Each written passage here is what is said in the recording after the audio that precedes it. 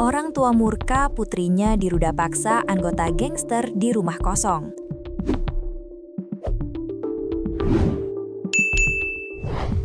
Hati orang tua mana yang tidak hancur setelah tahu anak gadisnya menjadi korban ruda paksa anggota gangster hingga mengalami penyekapan? Wajar jika orang tua tersebut murka hingga melaporkan perbuatan pelaku ruda paksa ke polisi. Atas laporan orang tua korban, lantas polisi bertindak dengan melakukan penyelidikan dan pemeriksaan. Kasus ruda paksa ini dialami pelajar SMP di Kabupaten Gresik, Provinsi Jawa Timur. Anggota gangster pelaku ruda paksa diduga kakak kelas korban. Aksi bejat itu terjadi di sebuah rumah kosong wilayah Kecamatan Rio Rejo, Kabupaten Gresik. Korban merupakan pelajar kelas 8 atau 2 SMP.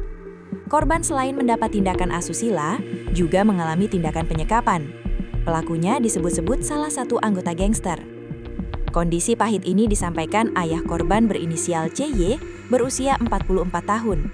Peristiwa memilukan itu terjadi pada Sabtu 27 Desember 2025 lalu. Setelah sekian lama, kasus ini baru terkuak pada 15 Januari 2026. Pada saat itu, putrinya pamit keluar rumah hendak bakar-bakar bersama temannya. Cahya pun memberikan izin, dikarenakan pada akhir pekan. Namun hingga pukul 19 WIB, korban tak kunjung pulang. Cahya berusaha menghubungi putrinya melalui WA, tapi korban tak menjawab. Ditelepon berulang kali juga tak dijawab. Pada saat itu saya menunggu istri pulang bekerja untuk mencari keberadaan anak saya. Karena sampai pukul 10 malam, 22 WIB, anak saya belum juga pulang ke rumah. Ujarnya dikutip dari tribunjatim.com. Sekitar pukul 23 WIB, istrinya pulang. Tak perlu waktu lama, JY dan istrinya langsung mencari keberadaan korban di rumah teman-teman korban hingga ke Waduk Unesa Lidah Wetan, Surabaya. Namun korban tidak diketahui keberadaannya. Saya dan istri saya pun pulang dan kembali mencoba menelpon anak saya. Pas malam itu diangkat tapi tidak ada suara. Kemudian dimatikan. Pas saya telepon lagi tidak diangkat. Sampai tidak bisa ditelepon lagi, bebernya. Malam itu membuat mereka berdua gelisah. Hingga keesokan harinya, putrinya pulang ke rumah sekitar pukul 8 WIB. Tak ayal seabrek pertanyaan bercampur rasa khawatir langsung tertuju pada korban.